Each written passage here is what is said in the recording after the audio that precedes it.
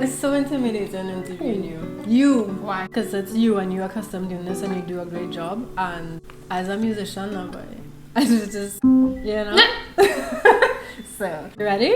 Yeah. Hi guys, so I'm here with Gerelle Forbes and she's an amazing writer, powerhouse singer, TV presenter, radio personality.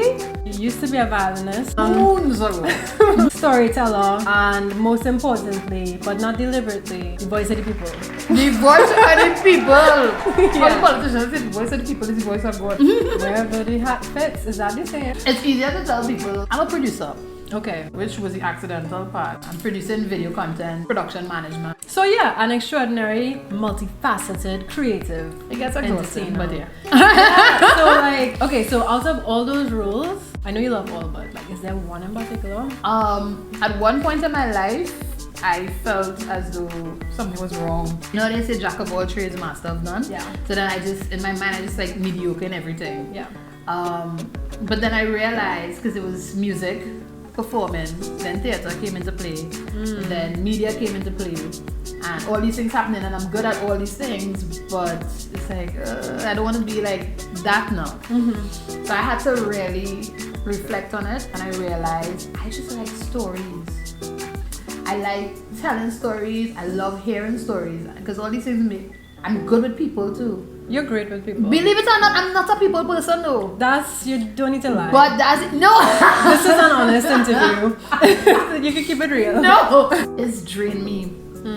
It's drained me. It's bad. Like, you know those empaths, how you say like empaths just absorb people's energy. And I had to learn that that's just one of your gifts, and you just kind of have to understand your gift and accept your gift. Sometimes people would just walk up to me and start telling me their life stories and their traumas, and I'm like, I don't know you though. Right. Or I don't know you like that though. But like, is this like after you became a TV personality and radio personality, or was this like before that? Always. Wow. This has always been a thing. So then being in that kind of light, you would have gotten even more of that? Correct. And now it's like I'm easy in front of a camera, I'm easy in front of people, but there are cons to that because energy does not go away, it just transfers. What do you do to like get back that balance? Lock away myself. Okay. It takes a lot of cleansing, a lot of grounding, constant work on yourself and knowing who you are, because it gets very easy to get lost in whatever groups you're in, whatever circle you're in, whatever, and absorbing what people come into you with and all these different things. And then in media and entertainment, you're getting a lot of that from other artists to audience members to, it's just too much. It's just a lot. And then sometimes you just have to hide away. Before we started filming, we were talking about like Carla and Sheena. Right. Or like Keon, my best friend. Hey guys. They know that I will disappear for some days. My family know that too. I will just. So you actually don't even like include your close support circle like that? It's really just you and your own? Yeah, they know that. They know that. And do you write? I write. I do different things. I do things based on what my body calls for. You kind of just go with that flow. Yeah, but a big part of it is isolation.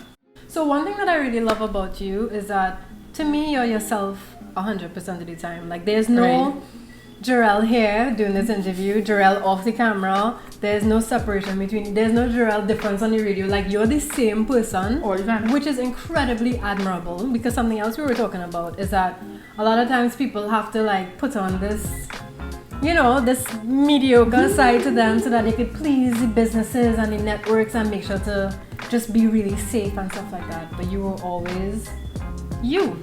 I've been forced to have to stop. Story time. I finished secondary school, right? And people was like, oh, you have such a nice voice for radio, you should do radio. There was never any plan, but you know what? Whatever, we'll do it. I applied at a station we will not call. Okay. Okay. And became an intern there. And that was my first experience on radio. I was part of a morning show. And yes, I was the intern, and yes, these guys who are around me, because of course media is male dominated, right? So these guys are around me, you know, they're supporting me and whatever. I'm fresh out of school. Right. Understand that. I don't know media, I don't know anything. but people know when you have a talent. People know somebody who is valuable.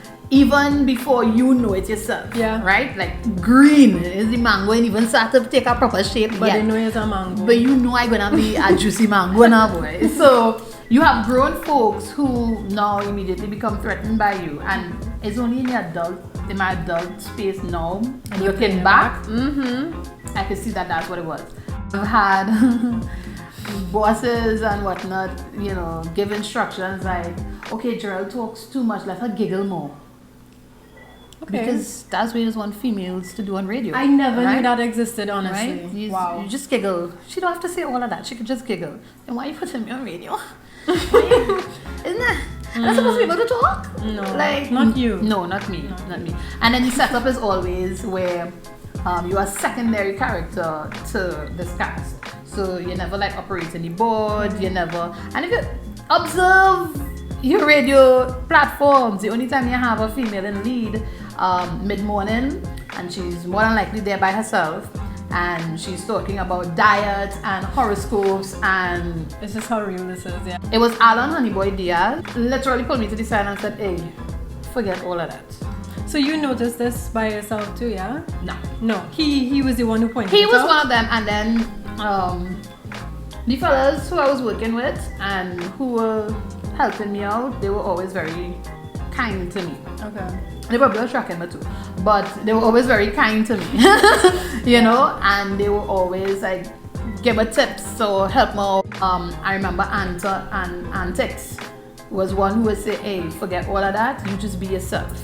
Papa told me the same thing, he say, hey, forget all of that, you be yourself. How it's supposed to be, yeah. How, yeah, you good just so you will learn the stuff as you go along, but just be yourself. So eventually they rusted me out of the contract.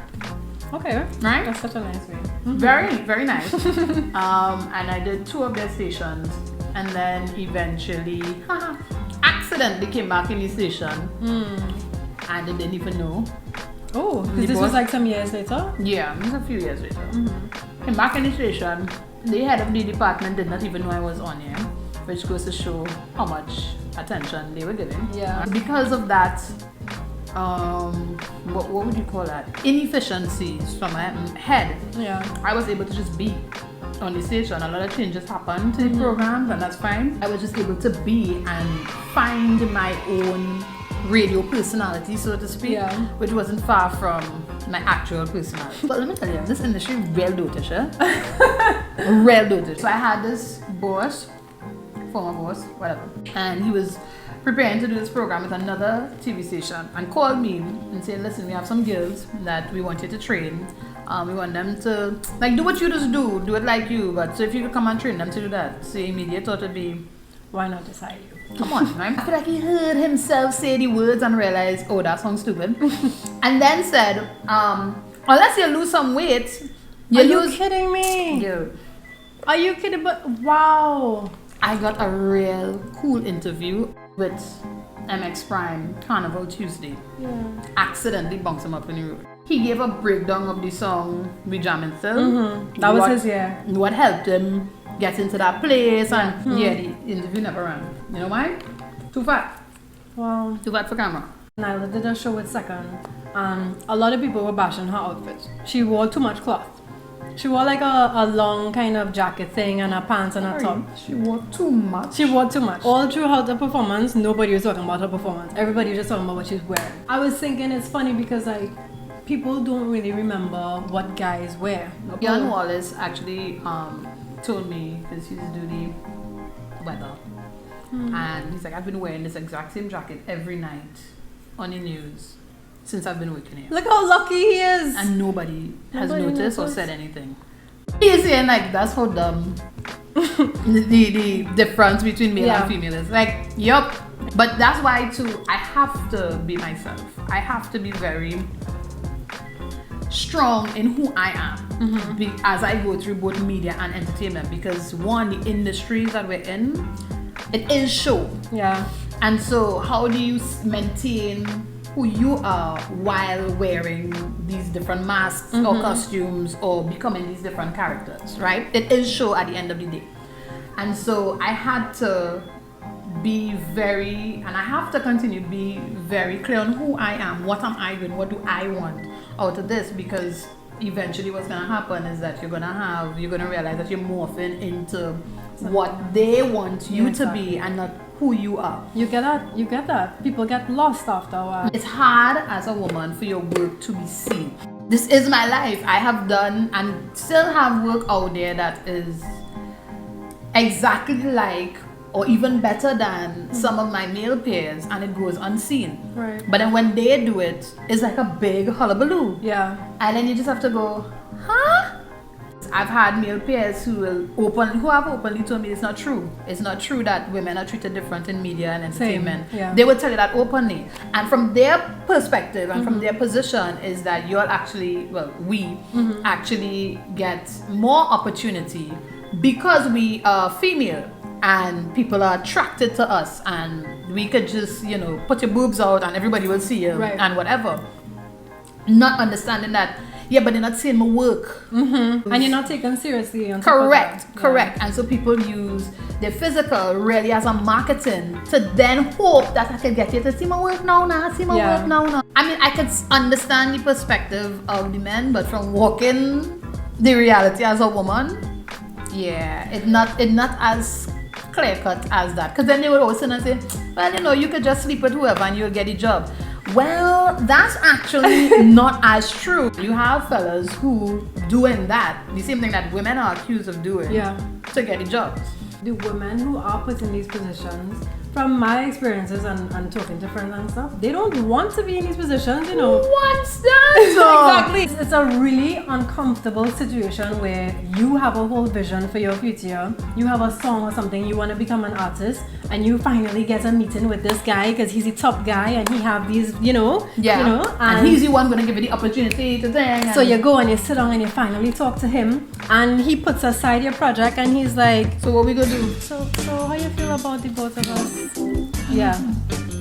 And in that moment, you have to question everything about your morale. What do I do here? Yeah, and you have no time to think because you're in the position now, and you understand too that if you walk away, depending on what you say here, going to determine your whole future. What happens next? Yeah, it's really scary. Most of the times in these situations with guys, when they are rejected, you're rejecting me? How dare you? I'm gonna mash up your whole... I gotta make sure you're not even going and hear your song. Yeah. So these are not things that women like to do, but these are things that exist. I have never been placed in that position though. Yes, I cannot agree. Oh, I can't. Okay, you can't say it. Nah, I have never been in that position, and I think it's because of the interpretation or the perception that people have of me. And the perception that they have of my mouth and how I would react. So this is actually a question that I had. Do you find that you being yourself and your mouth, do you find that deters a lot of business and people? And how do you go with that? What do you tell yourself? I had to go through that as a process too. Because there's a point where I know everybody looking at me. And this is both male and female. And it's a mix of people who look up to you, it's a mix of people who either look up to you or threatened by you or whatever the case is. But the phone don't ring. If you know I can do the job, why not? Yeah. Right? And then at one point I did ask a friend of mine, what is your perception of me? Because that's the other thing, when you are as bold and as forward, or I don't even think I'm in your face bold. I just very sure about myself, but whatever it is. I think that's it, the confidence. You're probably not a person that people can see that will just sway with their right. sales number. So he told me that he has come across so confident, like I don't need anybody. So we had a long conversation about it, and I learned a lot of interesting things, and then had to go back now and reflect. What do I do with this information? Yeah. Because now it means I have to soften myself to allow people to come to me. Yeah, to be approachable. Right. But to my gut, to the core, it was feeling wrong. It was feeling like you're cheating yourself. It was feeling like you're lying to yourself. And I also felt as though that would have affected the work that I'm doing. Yeah. Because I was like, what do I do? What do I do now? Yeah. Because I'm trying to move forward. I'm trying to be better. I'm trying to evolve, not just as a person, but in my career and as a professional. But then if nobody trying to engage with me, what's up with that? And then I realized there's this thing about women giving up power. And we do it in very, very subtle and easy ways. And accommodating in that regard, for me, is like giving up my power. I agree. Because if I am good at something and I don't need the public's validation to know that I have been given a lot of talent, more talent than most people, than the average person have, that's not no fault of mine. And people could vex about that if they want. There are pros and cons to it. You are just looking at the pros. You don't have to live with the cons of that, right? I know I had to deal with having all these talents and whatever. So I've been given these things. I could either not use them, which as far as I'm concerned is a disrespect to who provide them to me. Like, it's just a waste. And I just decided, nah, I'm not I will not walk. You're not compromising yourself. Just own it. Yeah. Just own it. As I read once, it's not that you are intimidating, is that they are intimidated. How you feel about it is not my responsibility. I out here doing my thing. And so I just started owning that and walking in that. The right people started coming. So then now, the projects that you get, the projects that you're attached to and stuff like that becomes things that you're actually passionate about, things that you actually have a voice in. Yeah. You have that sort of like, that space to be yourself and actually be proud of something. Yeah, I recently realized one of my privileges right now is that I live in a certain level of freedom that most people don't have. That's what I was about to say. Yeah. Those people who play safe and, you want me to laugh more and, I need to wear dresses more. When you do that, when you abide by those invisible laws that are by in no way right or anything like that, then you kind of condone it, and then you just take a longer time to find yourself. Yeah. It's so important to have these conversations. When I met you guys, the bunch, Vonette, Carla, Sheena, Jamie, Ruth, at that point in time, I was going through so much because it was just like a lot of toxic male energy that was happening, to the point where I was questioning my sanity. I was questioning, wow, am I really crazy? Am I really this emotional? And then I heard y'all talk about it. I heard Carla talk about this from way back in her days and stuff. And I realized, damn, this is a normal thing. And it has been able to exist because we always talk about it, but in the quiet, in the back. Because you can't talk about it in the open. The Carla would tell you, she would have been ostracized from the industry. And this is a different era to her, but she would have been ostracized in the industry because she did not bend or do certain things, or would talk up against, and then it's not like you have a team or you have other women who are willing to support, because especially in those times, opportunity wasn't there. So you not there means I could now come in. So bye. Yeah, it was individualism there. But so that was the moment that I realized how important having these conversations were with other women, and that's why I tend to be a little more vocal on these topics. And then I have the same thing. I have the younger generation who coming up saying, oh my god, I thought it was just me. They keep saying that I'm really emotional and I just want them to learn this song. Like, it's just so important to know, to be aware that this is just toxic behavior. Well, yes and no. Yes, in the sense that, you definitely don't want to encourage certain things. But I think women also, in an attempt for them to be heard and seen and be respected, and then I'm going to teach people how to treat me and to assert yourself and whatever, you also stop listening. And regardless of, and this is the thing about perspective, this is the cup. When I'm sitting, I'm seeing this angle, you sit and every part of it, and we could just get smaller and smaller and smaller. It's a different. It's true though. What I'm seeing is the truth. I'm seeing pop. Okay. And you seeing something else there. It's not the entire truth. And that's the thing about perspective, is that there is a level of truth to it. Right. So I feel like as much as these men in the industry, and it's a male-dominated industry, one, they also don't know better because they were nurtured that way too. That's the scariest thing for me, because when you try to have these conversations with them, they don't know that they don't know. If you really want change and you really want somebody to sympathize with you, because they can't empathize, to sympathize with you, you also have to be willing to meet them at their level in communication, right, and in teaching.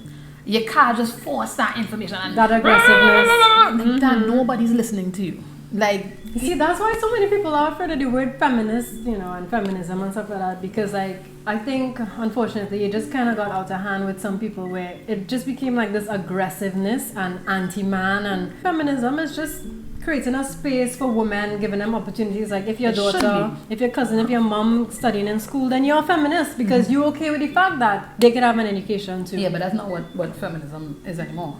Ideally, that's what it should be about. And I feel like that's not at all what is happening in feminism. Oh my gosh, and people going and get vexed. Let's do it.